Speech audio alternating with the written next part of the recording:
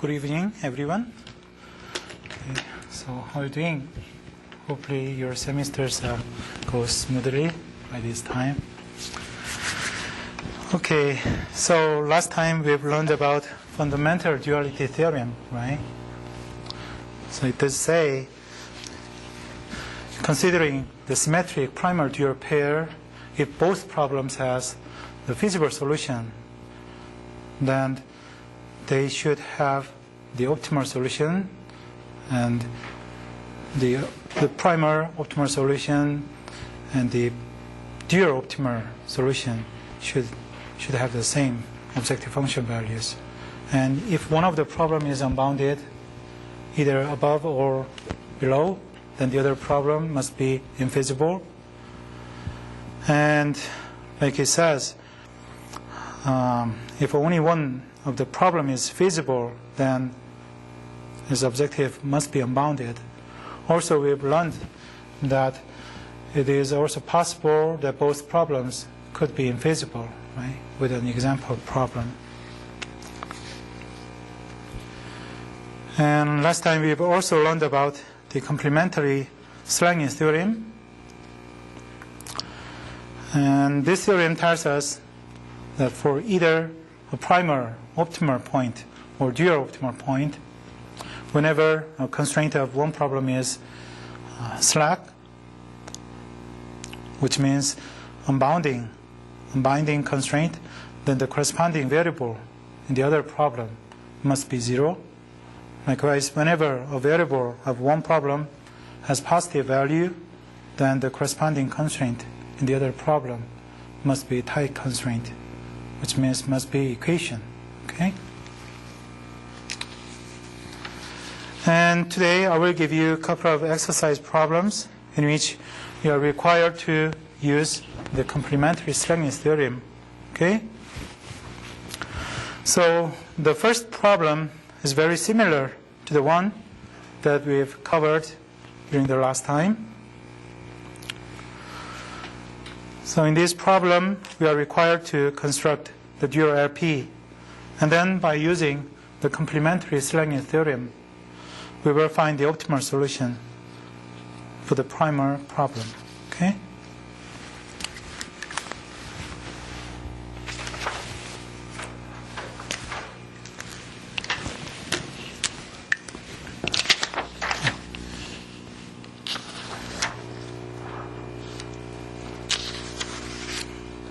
Okay, this is the example number 1.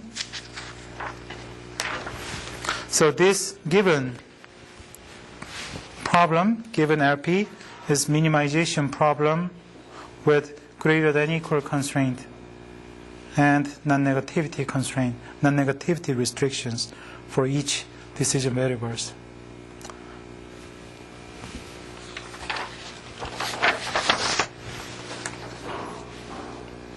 And this is the symmetric primal dual pair. As you can see, the primal problem is a minimization problem with a greater than equal constraint and non-negativity restriction, right? So you may say that the given LP, given primal LP, in the form of primal problem, the symmetric primal dual pair, which means the dual problem must be maximization problem with less than equal constraint and, again, non-negativity restrictions, right? I just want you to refresh your memory. So first, let's construct the dual LP. As I said, it must be maximization problem with less than equal constraints, right? And because the primal LP has two decision variables, which means we will have two constraints, the dual problem. And it has only one constraint, which means in the dual problem, we have only one decision variable, right? So again, let me use y variable for the dual decision variable, okay? So we have two constraints, right? And they are less than equal constraints. right? And this variable y should be greater than equal 0, right? And the objective coefficient in the primal problem is 10, 5, which becomes the right-hand side. Oops, it should be 10. The dual problem. The right-hand side, 50, becomes objective coefficient in the dual problem. Constraint coefficient is 5, 3 in the primal problem. The transpose of this vector, which is 5, 3, becomes the constraint coefficient in the dual problem. So this is the dual RP based on this primal RP, right?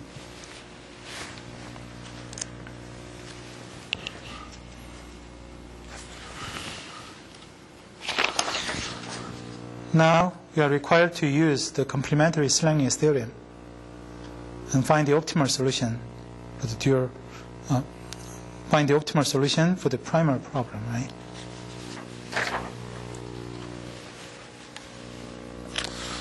So first of all,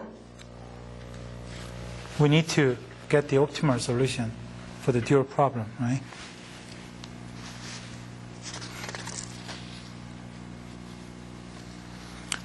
As you can see here, the dual objective function value will be improved, which means the dual objective function value will be increased because dual problem is maximization problem. If this y variable is also increased, right?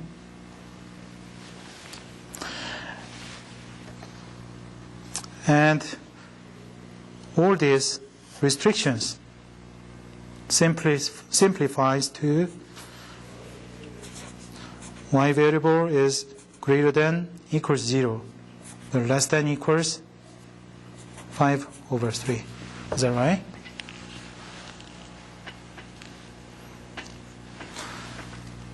So what is the optimal solution for the dual problem? Yeah, 5 over 3, right? The optimal solution should be 5 over 3. And the corresponding dual objective function value would be 50 times 5 over 3, which is, let's say, dual objective function value is equal to W, and W becomes 50 times 5 over 3, which is 250 over 3. Okay? It's easy. So now let's use the complementary Slang theorem to obtain the optimal solution for the primal problem.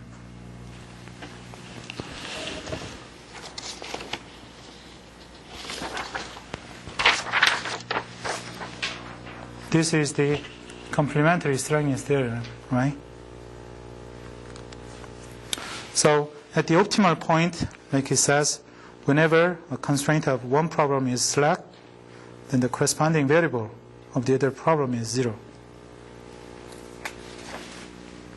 So at the dual optimal point, which is y equals 5 over 3, which constraint is slack? Which constraint is non-binding constraint? First one, right? So at the optimal point, this first constraint is not binding constraint. So the corresponding variable in the other problem, which is first decision variable in the primal problem,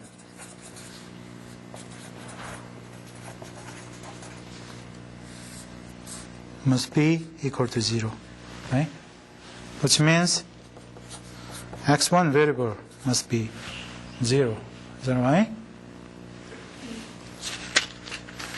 And the complementary Slang theorem tells us whenever a variable of one problem is positive, then the corresponding constraint of the other problem is tight, right?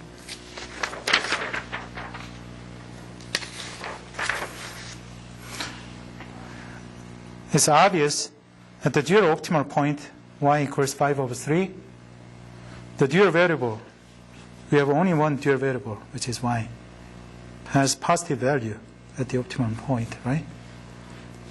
So, which means the corresponding primal constraint has an equality sign, right? So we have only one primal constraint, right? 5x1 plus 3x2 must be equal to 50, okay? So from these two equations, 3x2 becomes 50, right? And x2 becomes 50 over 3. Is that right? And with these two values, x1 equals 0 and x2 equals 50 over 3, you would get the primal optimal objective function value, which is 10 times 0 plus 5 times 50 over 3, which is 250 over 3, right? That is exactly the same as the dual objective function value. Is that right?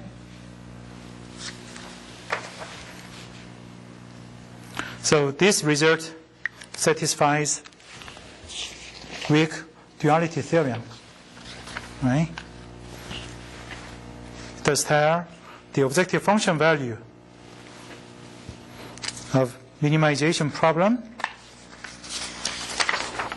that is our primal problem, is always greater than or equal to the objective function value of the maximization problem, which is in our case the dual problem, right? So it does satisfy the weak duality theorem. Okay?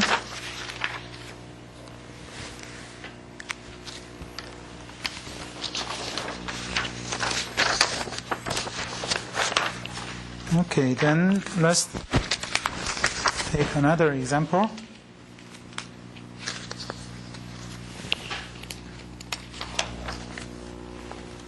Example number 2. Just to let you know, this given primal problem is maximization problem at this time. Okay? And we are required to use complementary Slang theorem to find the primal optimal solution again, right? So first, let's construct the dual problem based on this primal problem, right? Of course, the dual problem must be the minimization problem, right? And the primal problem has two constraints, so we will have two decision variables, the dual problem. Let's say is y1 and y2.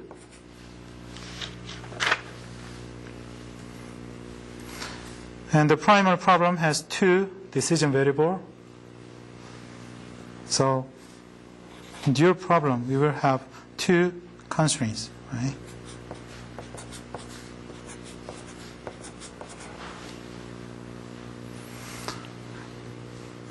The right-hand side value in the primal problem is 310. So objective coefficient in the dual problem becomes 310. And the right-hand side value in the dual problem is the 5 and 2, right? Which is the objective coefficient from the primal problem. And the constraint coefficient vector, the primal problem is 1101, right? 1101. So the transpose of this matrix becomes the constraint coefficient, the dual problem. So it becomes 1011, right?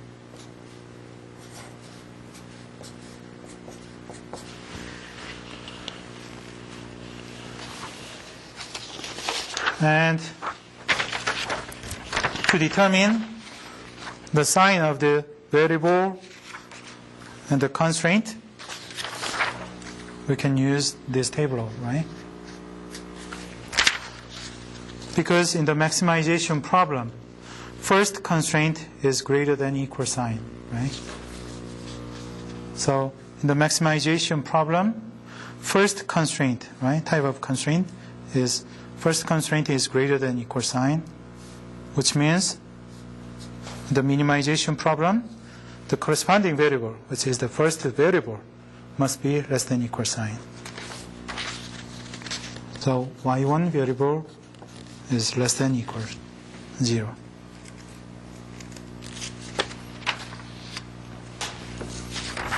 The second constraint in the maximization problem is less than equal sign, right?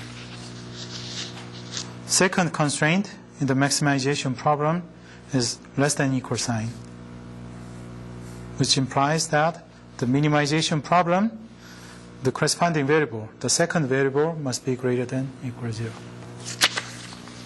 So y2 variable must be greater than equal to 0, right? And in the maximization problem, both variables are greater than equal 0. The maximization problem, both variables are greater than equal 0, which tells us the minimization problem, both constraints must be greater than equal 0. Must be greater than equal sign, right? So we've completed the dual problem.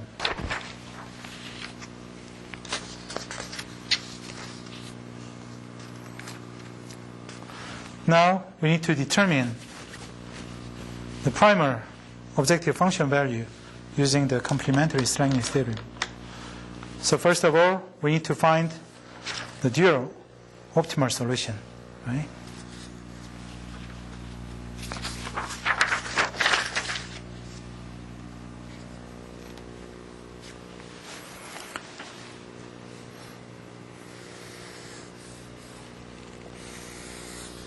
So let's say the vertical axis is y2, and horizontal axis is y1.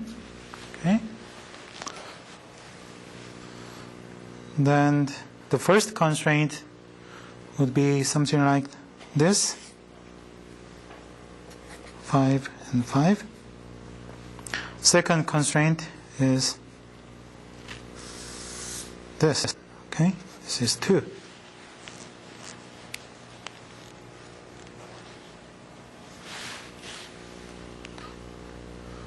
And the origin does not satisfy both of these constraints, which means the feasible reason would be this side and this side.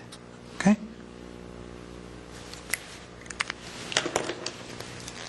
So we have a feasible reason like this.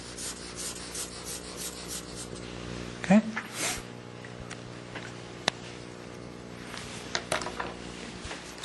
And the iso value line would be something like this. Okay?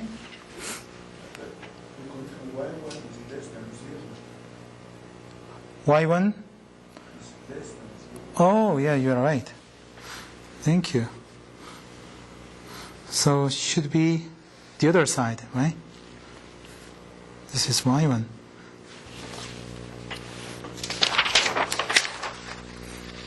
Thank you. So let me draw this again. Y1, Y2. Oops.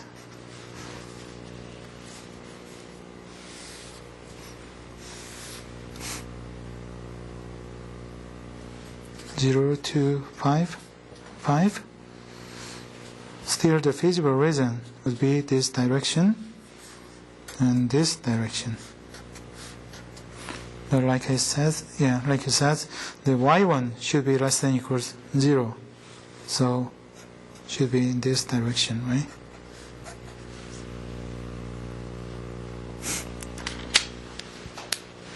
Is that clear? I'm sorry, let me redraw this diagram again.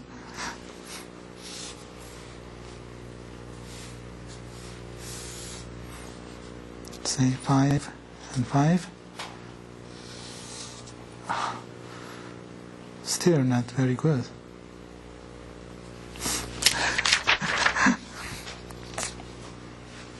Let me redraw this.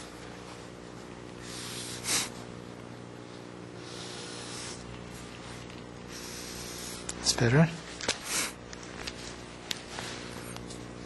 y2, y1, 0, 2, 5, and 5. Okay?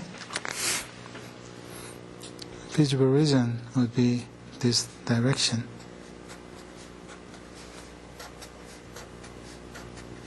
Right? The feasible reason would be this. Is that right? Okay. Thank you, Emmanuel.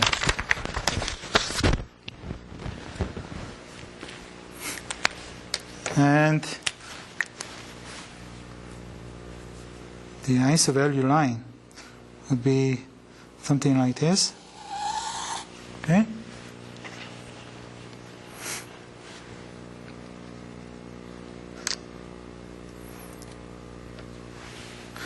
So if we move this isovalue line in a direction for which both y1 and y2 decrease, right? Then the objective function value will be decreased, which means improved, right? So we need to move. Is that correct?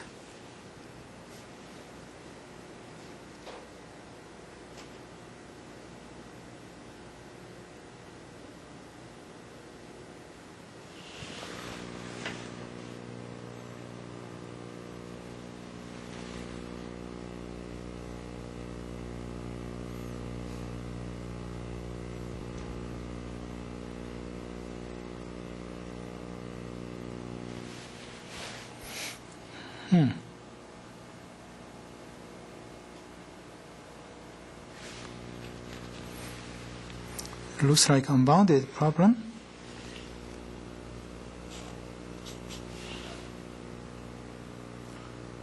No, it's the minimization problem, right?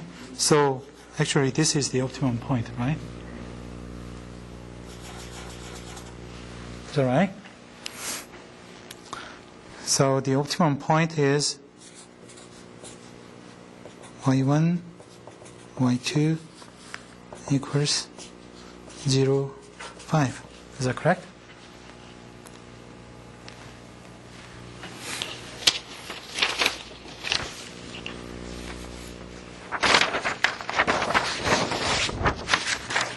Again, we need to use the complementary Slang theorem. So at this optimal point, which constraints are binding constraint?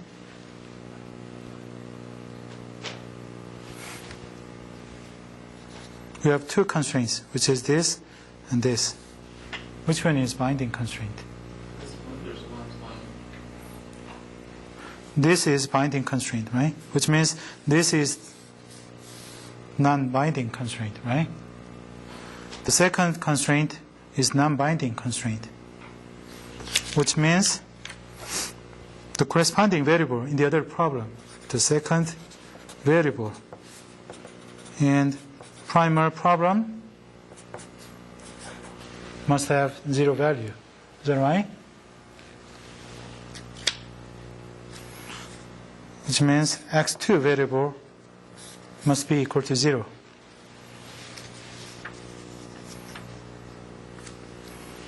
And it's really easy to see here which constraint is non-binding constraint, because there is a gap between this optimal point and this constraint, right?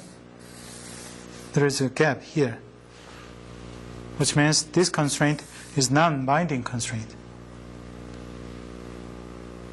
And what is the size of this gap? What does it mean? That's the value of either slack or surplus variable in this constraint. Okay?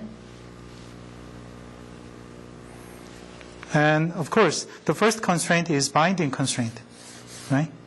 Which means the slack or surplus variable in this constraint must be 0, right?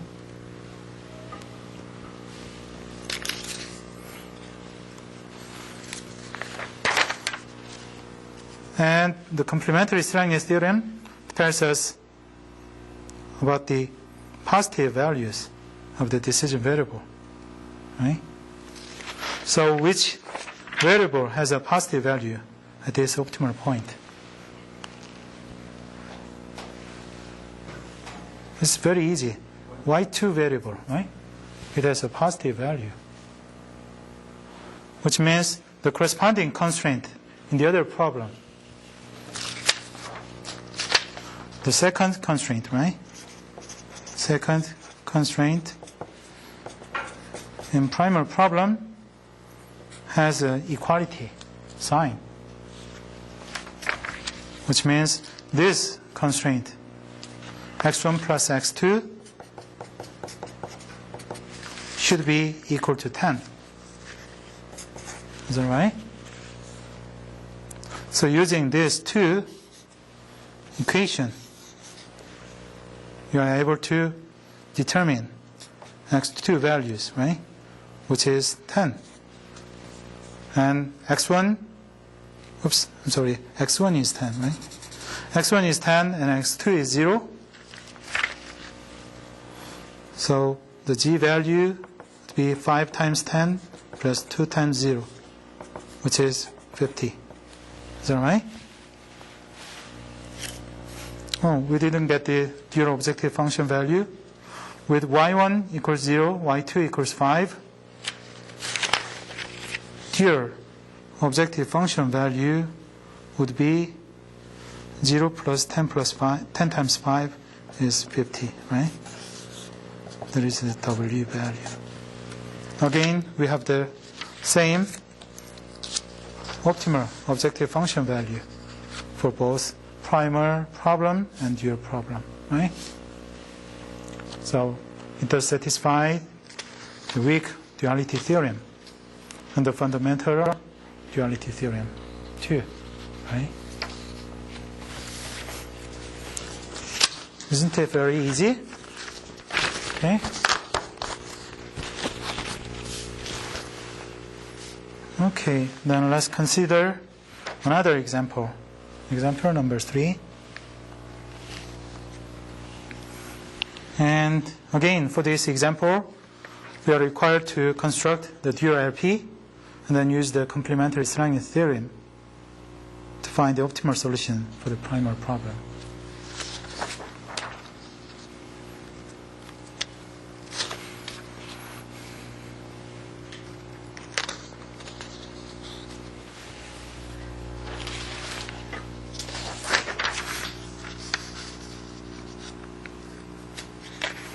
So the size of the dual problem will be 3 by 2. Is that right? Because in primal problem, we have 3 decision variables and 2 constraints, right? And the dual problem must be minimization problem.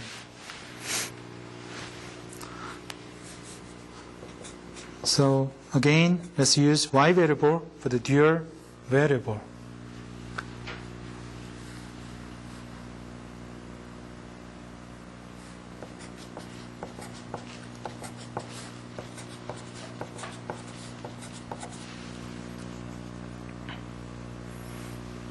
And the right-hand side value is 30, 40. So it becomes objective coefficient in the dual problem. And the constraint coefficient is 1, 1, 5, negative 5, 2, negative 6. So transpose of this A matrix becomes the constraint coefficient in the dual problem.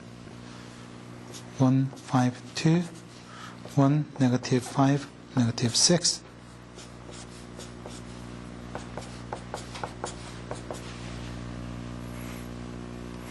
And the right-hand side value, the dual problem, becomes 5, 2, 3, which is from the objective coefficient in the primal problem.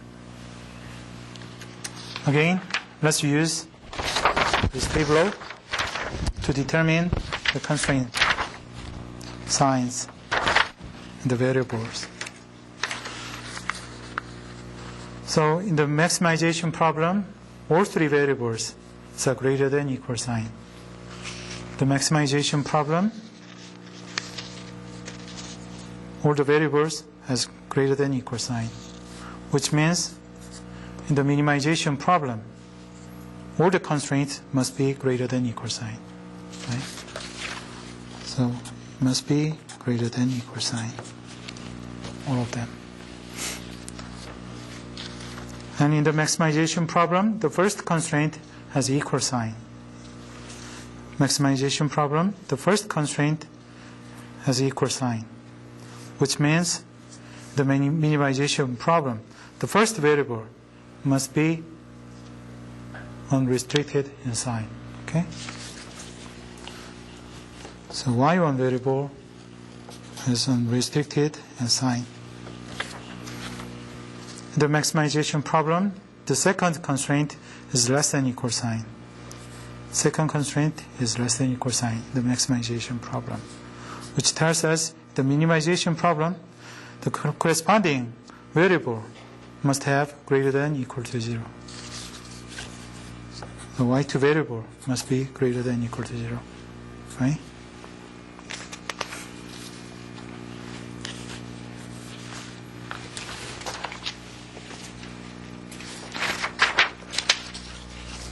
So let's try to obtain the optimal solution for the dual problem first.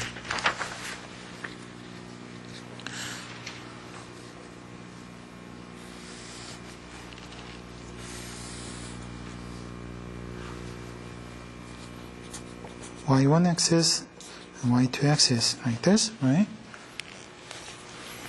And this is the first constraint. And this is the second constraint.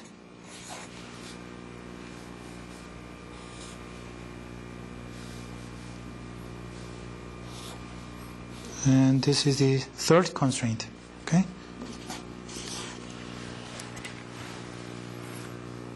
And because the origin does not satisfy all three of these constraints, so the feasible region would be this direction, and this direction, and this direction.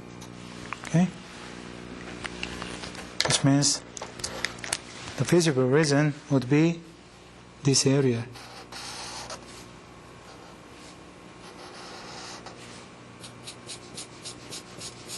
Okay? Is that right?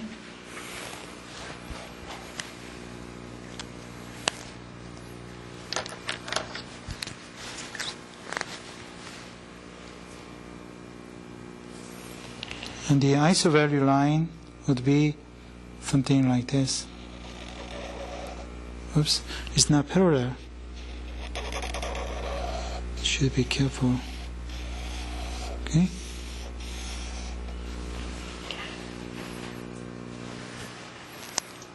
And of course, if we decrease both y1 and y2 value, then the objective function value will be improved. Right? So we should move isovalue line this direction. Okay? So this point is the optimal point. Okay?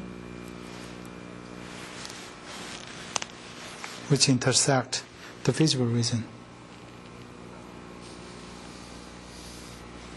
Oops. Should be parallel to this line. Okay. This is the optimal point, which is 5 and 0. y1 and y2. Okay?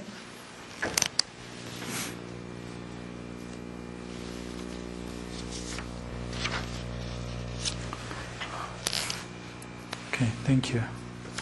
So, at this point, the optimal point which constraint is non-binding constraint.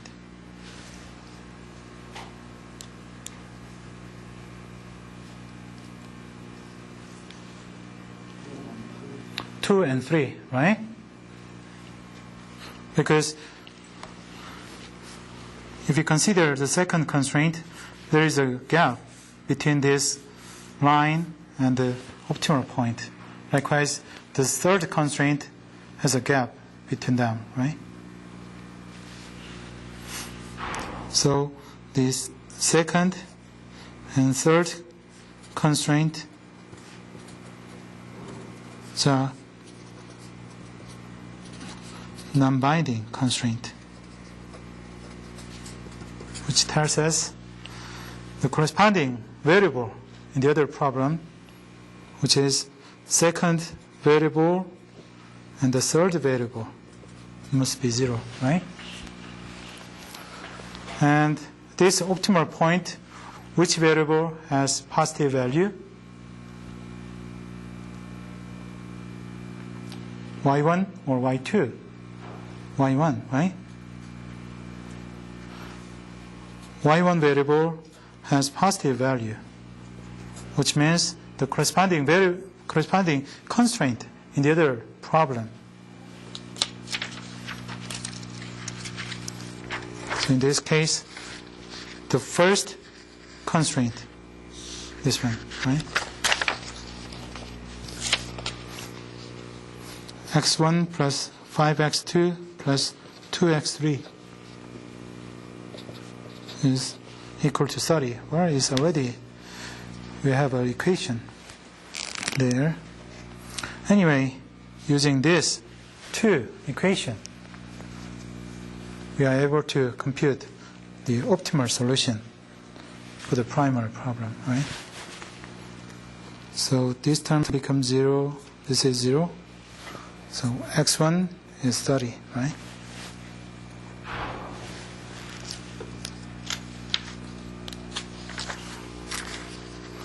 So x2 is 0, x3 is 0, x1 is 30. So the optimal primal objective function value would be 150, right? What about the dual objective function value? y1 is 5 and y2 is 0. Again, we will have same objective function value of 150 for the dual problem, right? So it does satisfy the weak duality theorem and the fundamental duality theorem. Okay? So, any questions so far?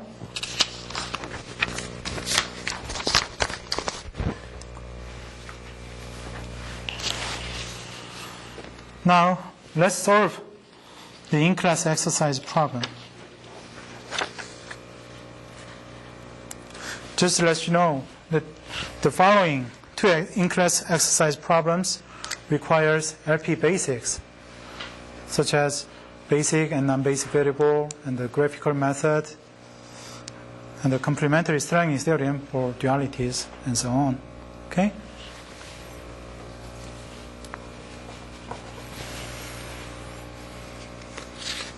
Okay, so in this first exercise problem, we are considering this primary LP, which is maximization problem. Okay? And we assume that x3, x4, and x5 would be the slack variables for constraints 1, 2, and 3, respectively, right? And this is a graph of the feasible reason.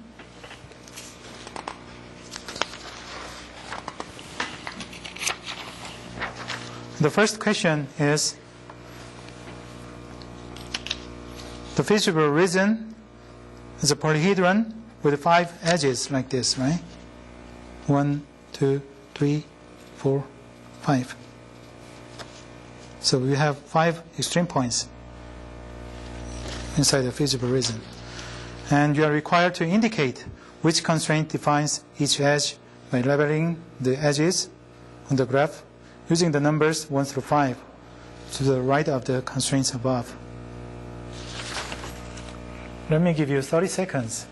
So why don't you fill in the right numbers?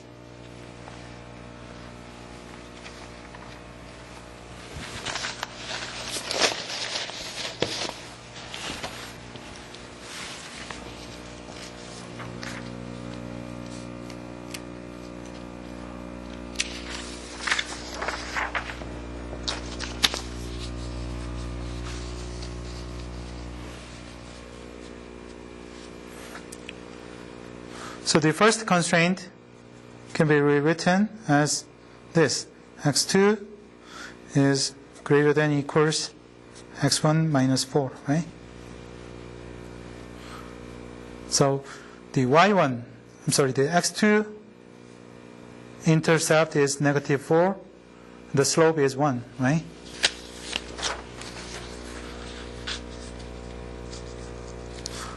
So this is the first constraint. All right?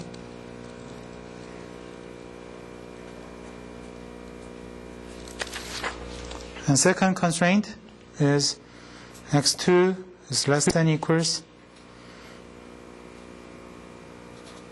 0.5 x1 plus 1, right?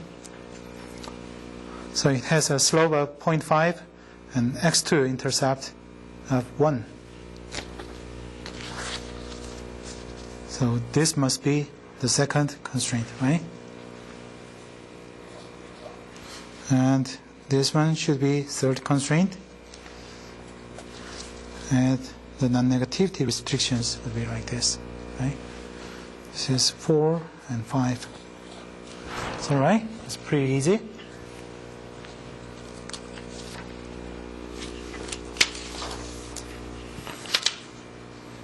Okay, the next question is, how many basic variables must this LP problem have?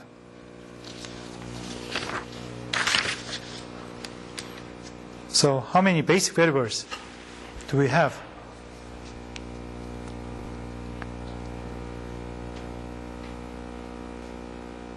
You remember when we use the ordinary simplex method and we've constructed the initial table based on this given LP, right? And the first column is the basis. That's the collection of basic variables, right? So how many basic variables do we have? There should be one for each constraint.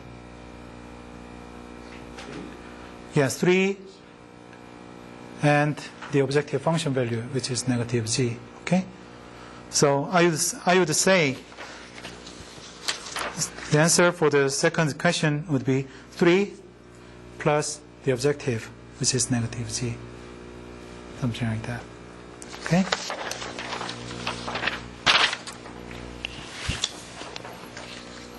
Okay, next, see which variable, including slacks, are basic at the extreme point leveled D.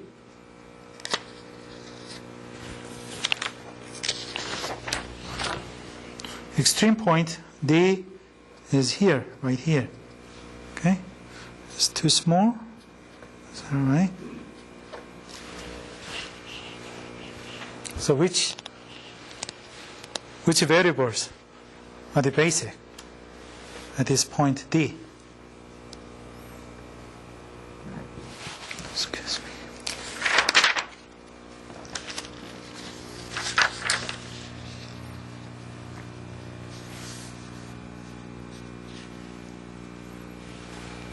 You remember the non-basic variable always has a value of 0, right? But the basic variable could have the value of 0 or greater than 0, right? If at least one of the basic variable has value of 0, then we call this is the degenerate case, right? So obviously at point D, this is the x1 axis, x2 axis, right? x1 variable has a positive value, right? What about the x2 variable? It has a positive value, right? What else? We have x3, x4, and x5, which is the slack variable for constraint 1, 2, 3, respectively, right? So, how would you determine which variable is basic?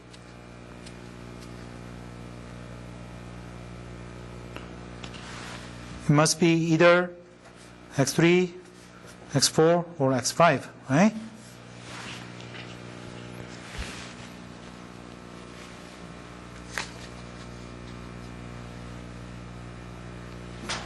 So at point D, which constraint is non-binding constraint?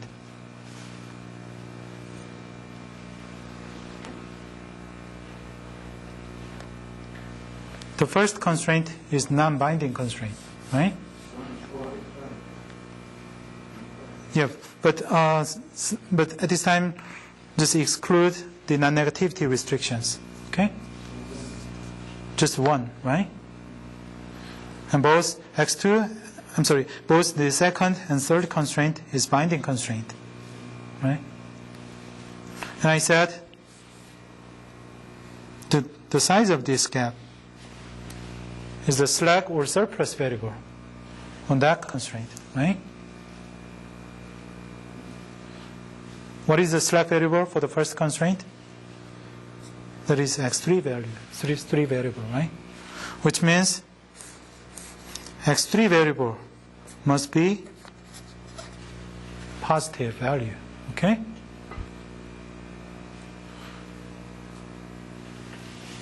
So at the extreme point D, x1, x3, x2, and x3 variables are the basic variable, okay?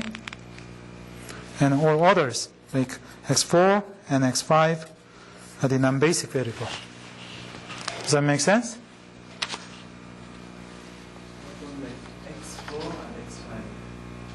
X4 and X5? Because those are the slack variable for constraint number 2 and number 3, right? Because there is no gap between this constraint and the optimal and this extreme point D, which means the corresponding slack variables for both of these constraints, which is x4 and x5, must be 0. Okay? And I said non-basic variable always has the value of 0, right? And we've known that this problem has 3 basic variables in any cases. Okay? 1 for each constraint, 1, 2, 3. And because we know all 3 of them has positive value, all 3 of them must be the basic variable at this extreme point D. Okay?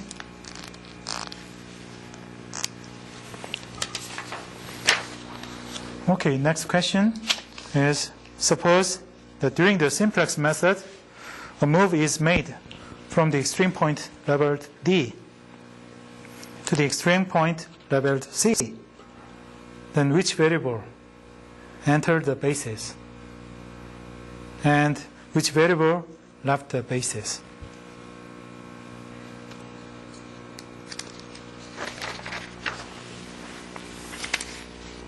To answer this question, first, we need to determine which variables are the basic at this extreme point C. Okay?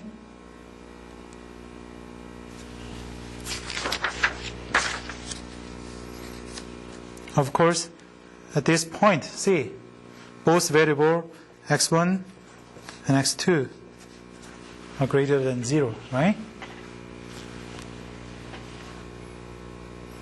And the non-binding constraint is second constraint, right? Is that right?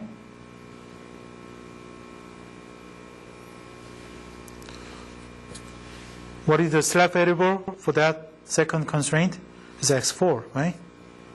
So at this time, the gap between this line and extreme point C would be the value of x4, right?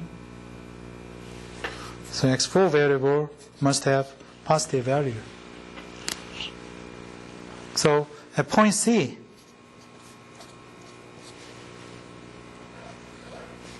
we have 3 basic variables. And at point D, we had x1, x2, x3 as the basic variable, right? x1, x2, and x3 is the basic variable. So the question is,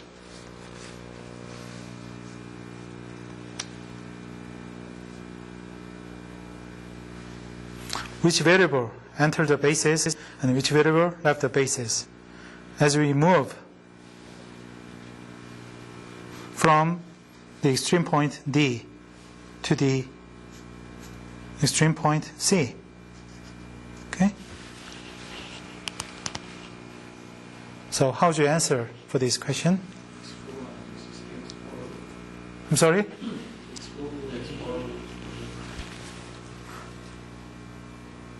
No, we are moving from D to C, right? So x3 leave the basis, right? And x4 enter the basis. Is that right?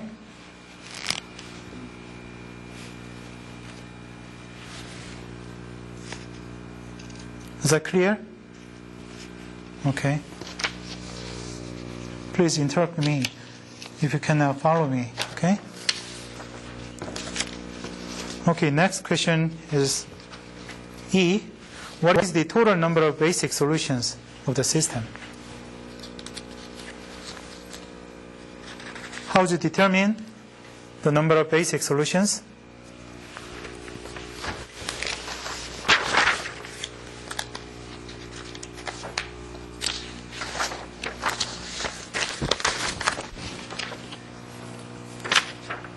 You remember? First of all, you need to convert the given LP to the standard form, right? So by introducing the slack variable, all the constraints becomes equation, right? 3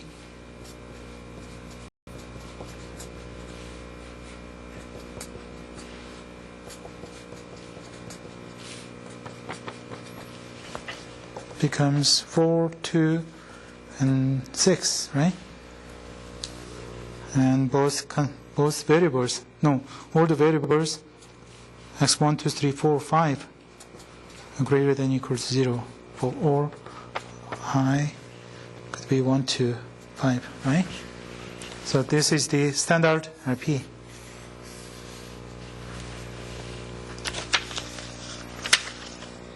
And you remember the number of basic solution can be determined by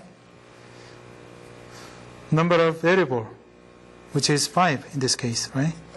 Combination, number of constraint, besides non-negativity restriction. So we have only 3 constraints. So 5 combination 3 becomes the number of basic solutions for this system. Okay? So that is the 5 factorial divided by 5 minus 3 factorial, 3 factorial, right? Which becomes 10, right?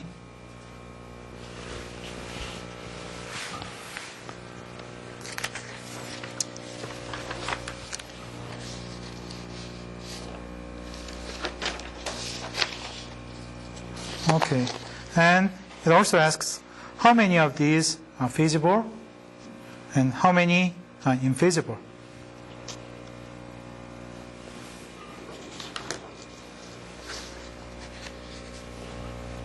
It's very easy if you use this graph, right?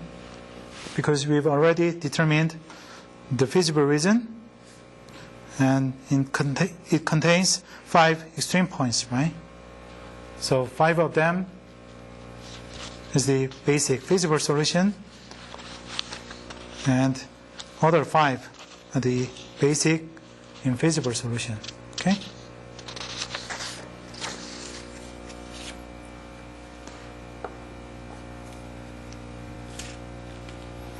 And the next question is write the dual LP using the dual variables y1, y2, and so on.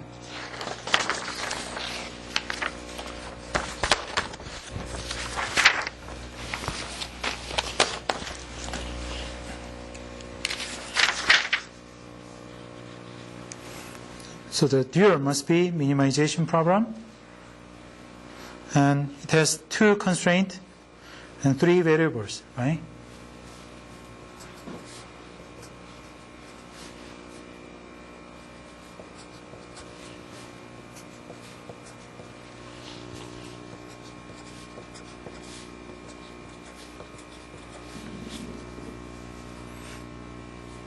The right-hand side vector must be 3 and 2.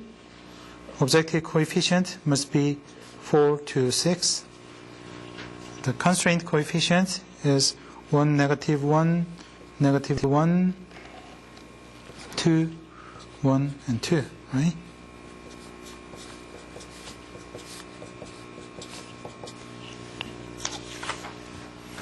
And because maximization problem, all the constraints has less than equal sign.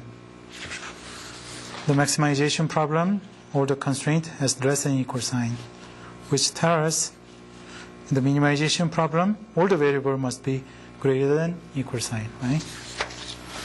So y1 and y2 and y3 must be greater than equal to 0, right?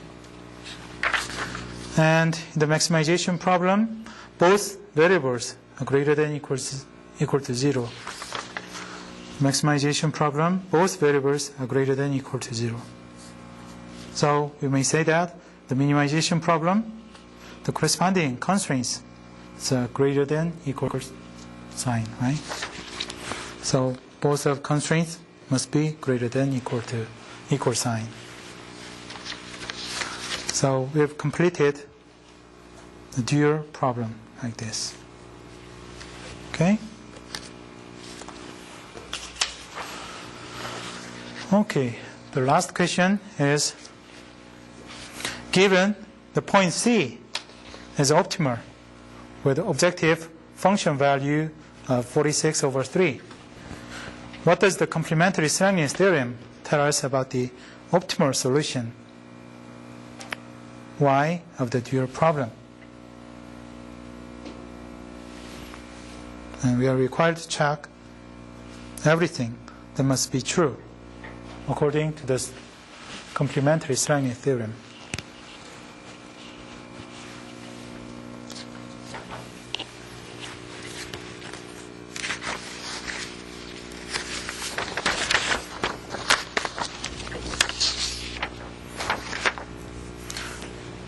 So it does say the point C is right here, right? This is point C, the optimal point, right?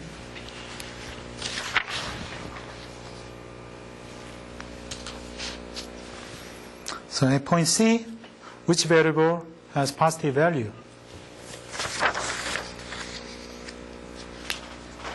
Both x1 and x2 has positive value, right? What does it mean? From the complementary Slang theorem, the corresponding constraint in the other problem must have equality sign, right? So, where is the dual problem? Okay, right here. Both of these constraints must be equal sign, right? So I have to check both of them, right? and this doesn't make sense. Okay? Okay, then next, at this optimal point C, which constraint is non-binding constraint? Of course, besides non-negativity restriction, only the second constraint is non-binding constraint, right? Is that correct?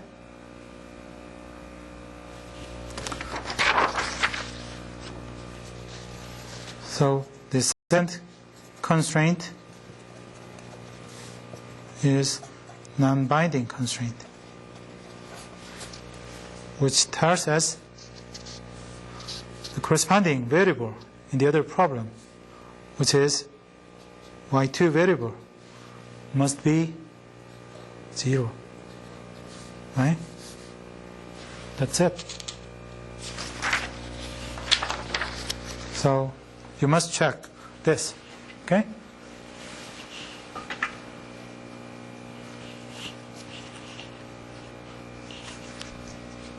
Any questions?